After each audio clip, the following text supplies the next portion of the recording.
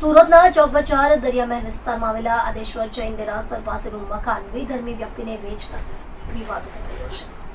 આ મામલે જૈન સમુદાય દ્વારા સુરત જિલ્લાના કલેક્ટરને આવેદનપત્ર આપી અશાંત ધારા હેઠળ કડક કાર્યવાહી કરવાની માંગ કરવામાં આવી છે। ચોક બજાર દેરાસર પાસે આવેલું મકાન વિજયકુમાર ઝવેરી દ્વારા ફરહત એજાઝને વેચવામાં આવ્યું છે।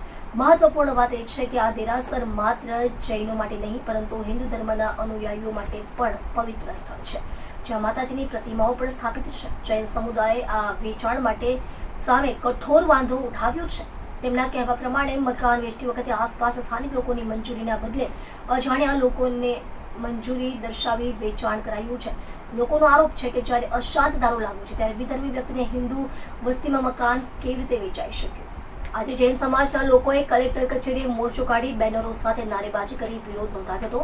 ત્યારબાદ કલેક્ટરને આવેદનપત્ર આપી ન્યાયની માંગ કરી હતી। આ મામલે જૈન સમુદાયે પણ જણાવ્યું હતું કે તેઓ માત્ર એક જ માંગ રાખે છે કે અશાંત ધારાનું કડક પાલન થાય અને હિન્દુ ધાર્મિક વિસ્તારોમાં વિધર્મીઓને મિલકત ન વેચાય। હાલ વિવાદ વધતો જઈ રહ્યો છે। શહેરમાં શાંતિ જળવાઈ રહે તે માટે તંત્રની હસ્તક્ષેપની અપેક્ષા રાખવામાં આવી રહી છે।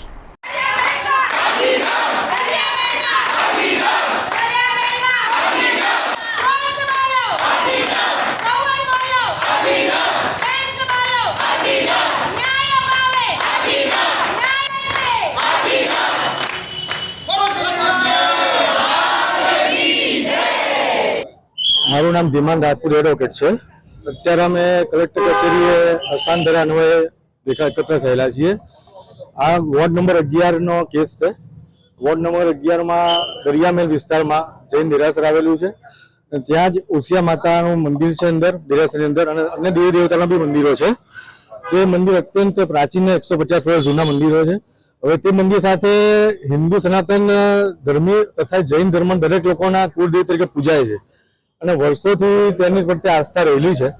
અને અહીંયા જે લોકો તમને જે ભક્તગણ દેખાય છે બધા ઉસિયા માતાના ભગત છે।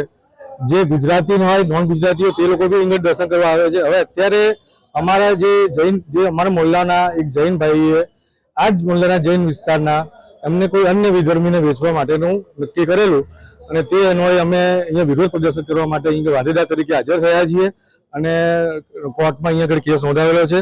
એ રજૂઆત થઈ ગયેલી છે। અત્યારે કેસ ઠરાવ ઉપર છે।